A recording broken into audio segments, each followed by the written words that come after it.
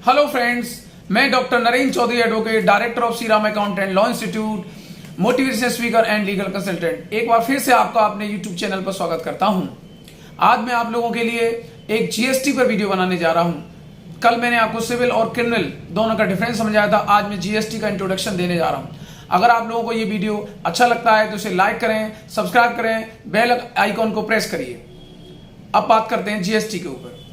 GST Bharat सरकार दो प्रकार से टैक्स लगाती है। एक होता है प्रत्यक्ष कर, एक होता है अप्रत्यक्ष कर, डायरेक्ट टैक्स और इनडायरेक्ट टैक्स। प्रत्यक्ष कर इसके अंतर्गत आता है आपका इनकम टैक्स। इनकम टैक्स से गवर्नमेंट को जो इनकम होती है वो डायरेक्ट होती है। और जो अप्रत्यक्ष कर है इसके अंतर्गत पहले गवर्नमेंट ने कई प्रकार के टैक्स लगा रखे थे, जैसे कस्टम ड्यूटी अलग थी, एक्साइज ड्यूटी अलग थी, सर्विस टैक्स अलग था।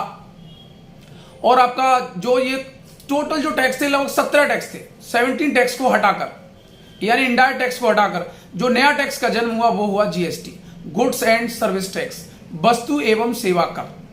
अब ये जीएसटी किस पर लगाया जाता है, इसे कौन लेगा? तो जीएसटी जो लेना है वो किन लोगों को लेना है? जो कोई व्यक्ति या जो कोई व्यापारी एक स्टेट से दूसरे स्टेट में कोई भी व्यापार करता है, चाहे वो कितने रुपए का भी करे, 1 रुपए से लेकर, तो उसे जीएसटी लेना ही होगा। इसी प्रकार आप ऑनलाइन कोई भी व्यापार करते हो तो आपको जीएसटी लेना ही होगा। अदर आपके लिए जो लिमिट रखी गई वो थी 20 लाख तक के अंदर आने वाले व्यापारी इसको जीएसटी को लेना कंपलसरी है। दूसरा, जो पहाड़ी क्षेत्र हैं जहां पर बहुत कम जनसंख्या होती है उसकी लिमिट 20 लाख की जगह 10 लाख कर दी गई।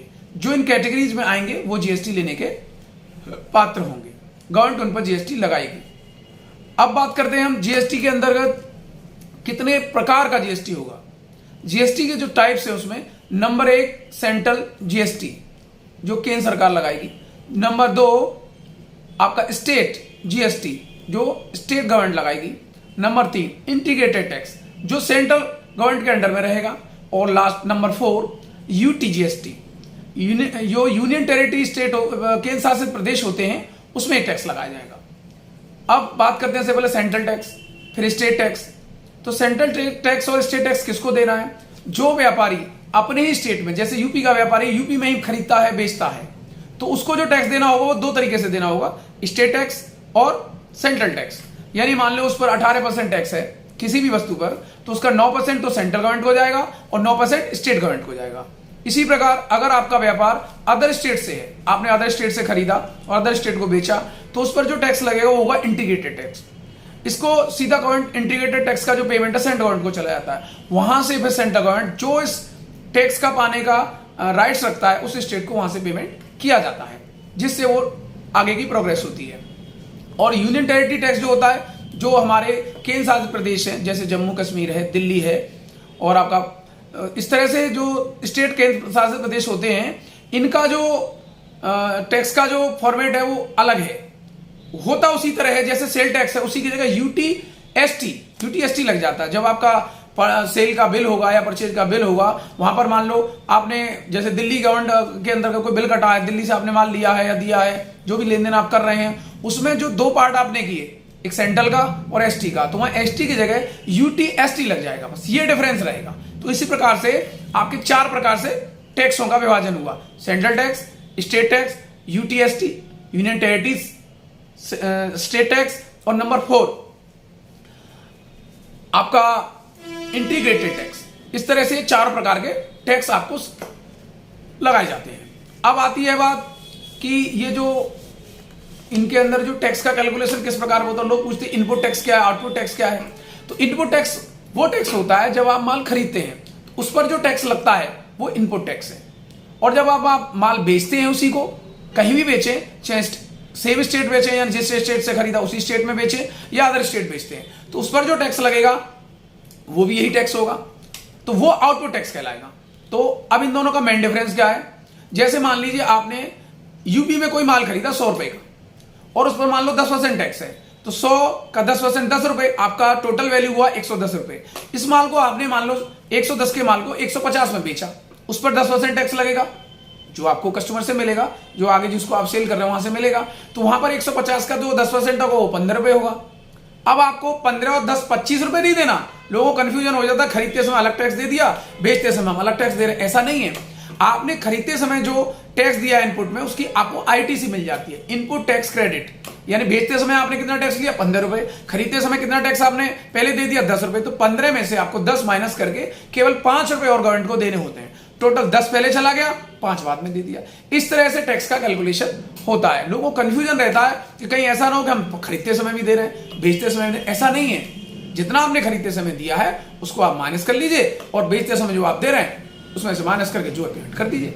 ये होता है टैक्स का विभाजन। इस तरह से आपको इनपुट टैक्स समझ में आया, आउटपुट टैक्स समझ में आया, आईटीसी समझ में आई। अब बात करते हैं आगे टैक्स, जो जीएसटी और जीएसटीएन क्या होता है। जीएसटी जो होता है, जीएसटी आइडेंटिफिकेशन नंबर होता है, जो 15 डिजिट का होता है। इसमें पहले 2 कोड होते हैं, जो 2 डिजिट होते हैं, वो आपके स्टेट के होते हैं। बाकी 10 डिजिट जो होते हैं वो आपके पैन नंबर से लिए जाते हैं, और बाकी के जो 3 डिजिट हैं वो जो जीएसटी डिपार्टमेंट है अपनी तरफ से उसमें फॉलो प्रोसेस होता है। इसके अलावा जीएसटीएन, जीएसटी नेटवर्क, जो पूरे जीएसटी को फॉलो कर रहा है, जीएसटी को चला रहा है, वो होता है जीएसटीएन। इस प्रकार आप समझे जीएसटी क्या है, जीएसटी किस पर लगाया गया, जीएसटी कितने प्रकार का होता है, जीएसटी में कितने डिजिट होते हैं, जीएसटी क्या है। और मैं आपको बता दूं, कुछ चीजों को गवर्नमेंट ने जीएसटी के बाहर भी रखा है, जैसे इलेक्ट्रिक, बिजली को बाहर रखा गया, पेट्रोल डीजल इसको बाहर रखा गया, आपका गैस को बाहर रखा गया, वाइन शराब को बाहर रखा गया। गवर्नमेंट इन पर जीएसटी नहीं लगाया। क्यों नहीं लगाया, उसकी कुछ वजह थी। जैसे मान लो पेट्रोल डीजल पर गवर्नमेंट अभी जीएसटी लगा देता है तो डीजल पेट्रोल बहुत सस्ता हो जाएगा, और गवर्नमेंट इस पर जो जीएसटी की जगह पुराने जो टैक्स था हमारा वैट, उसी को यूज करते हुए कई गुना टैक्स लगा देती है, जिससे गवर्नमेंट को बहुत अच्छी इनकम होती है। वो इनकम इसलिए होती है क्योंकि आपका देश जो चल रहा है वो टैक्स से चल रहा है। अब गवर्नमेंट को इनकम ज्यादा चाहिए। आपको राशन जो मिलता है वो कहां से मिलता है, गवर्नमेंट राशन फ्री दे रही है आपको, कहां से दे रही है, वो आपसे जो इनकम एक्स्ट्रा होके जा रही है, चाहे वो इनकम टैक्स के थ्रू जा रही है, चाहे वो जीएसटी के थ्रू जा रही है, उसी से देश चल रहा है। जितने गवर्नमेंट एम्प्लॉय को सैलरी दी जा रही है, जो जितने भी गवर्नमेंट की योजना चल रही है, कहां से चल रही है, कभी ये योजना आ रही है, कभी वो योजना आ रही है। जितनी योजना है, जैसे आपको अभी कोरोना से गुजरना पड़ा सबको, अभी भी लोग कुछ गुजर रहे हैं, तो उसके लिए गवर्नमेंट ने फ्री इलाज किया, फ्री किया, कुछ सस्ता किया, दवाएं सस्ती की, उसको आपको फायदा हुआ। राशन आपको फ्री में मिल रहा है, कुछ चार्ज भी होता है, तो कहां से आता है पैसा, वो यही जीएसटी और इनकम टैक्स गवर्नमेंट को मिलता है, वो आपको बांट दिया जाता है। तो आपको कभी कंफ्यूजन नहीं होना है कि जीएसटी में आपको लूटा जा रहा है। जीएसटी को गवर्नमेंट इसलिए लाई कि आपके जितने तरह के टैक्स थे वो सब हटा दिए जाए। अच्छा, जीएसटी का स्लैब, अब जीएसटी के स्लैब में 4 स्लैब इन्होंने रखे। पहला है फ्री 0%, दूसरा 5%, तीसरा 12%, चौथा आपका 18% और पांचवा 28%। तो जी 0% पे तो कोई टैक्स है ही नहीं, जिसमें आप दूध है, किसानों पे कोई टैक्स नहीं है, कुछ भी खरीदे कितना भी बेचे, किसानों पर भी गवर्नमेंट ने कोई जीएसटी नहीं लगाया।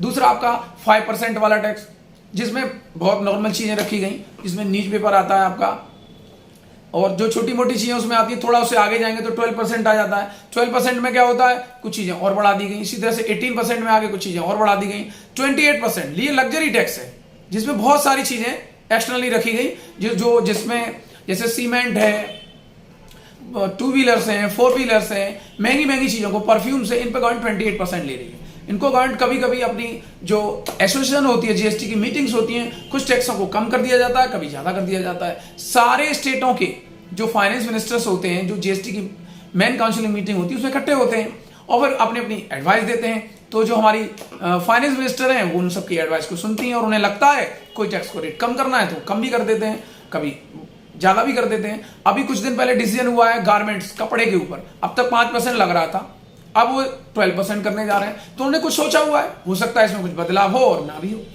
तो इस तरीके से आप समझ लीजिए जो मैं समझाने की कोशिश कर रहा हूं। जीएसटी से डरना नहीं है। बहुत से लोग डरते हैं, जीएसटी नंबर बंद करा दो, जीएसटी से हमें क्या करना। जीएसटी के पहले फायदे सुनिए, जीएसटी क्यों लेना है आपको।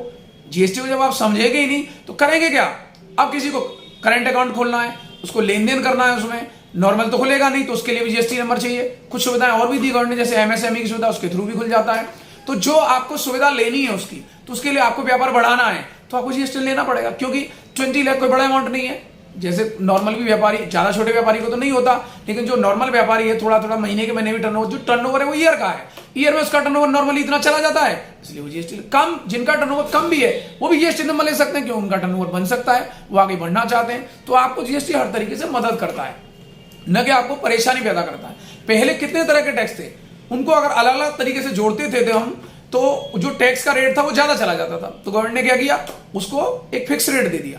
पहले बाहर की विदेशी कंपनियां भी जब इंडिया में आती थी तो वो सोचती थी, मान लो उन्हें कोई विदेशी कार बेचनी है इंडिया में, तो वो सोचते थे दिल्ली में बेचें तो दिल्ली में अलग रेट था, बिहार में बेचे अलग है, यूपी में बेचे अलग है। तो उनको दिक्कत होती थी, गवर्नमेंट को भी दिक्कत होती थी। तो उन्होंने कहा यार यहाँ तो बड़ा पचेड़ा है। तो उन्होंने फिर गवर्नमेंट ने भी सोचा इसको, तो उन्होंने इस चीज स्कीम को पूरी को समझते हुए जीएसटी को एक दायरे में लिया। उन्होंने एक रेट फिक्स कर दिया, चाहे आप कोई भी गुड्स, कोई भी सर्विस पूरे इंडिया में कहीं से भी किसी स्टेट से भी लेंगे तो वहां सेम रेट रहेगा, वही 5%, 12%, 18% और 28%। कोई रेट अलग अलग नहीं होंगे। इस तरह की किसी भी को भी जीएसटी नंबर लेना है, जीएसटी के बारे में पूरी जानकारी लेनी चाहिए।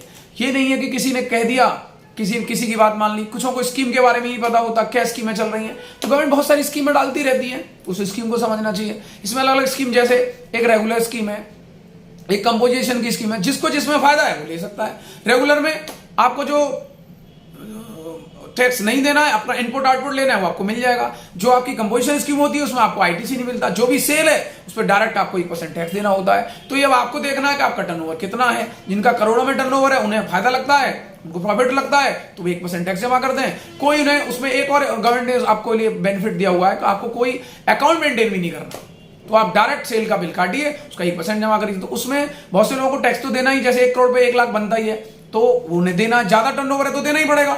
जिनका टर्नओवर कम है तो वो उसकी उनको क्यों लेंगे। जो ले भी लेते हैं उन्हें जानकारी नहीं होती तो उन्हें दिक्कत का सामना करना पड़ता है, बाद में फिर वो चेंज भी करा लेते हैं। तो इसी के लिए सब लोग रखे गए हैं, जितने जीएसटी के अंदर काउंसिल, जितने एडवोकेट्स हैं, सीए हैं, अकाउंटेंट्स हैं, सब काम कर रहे हैं मिलकर एक टीम की तरह।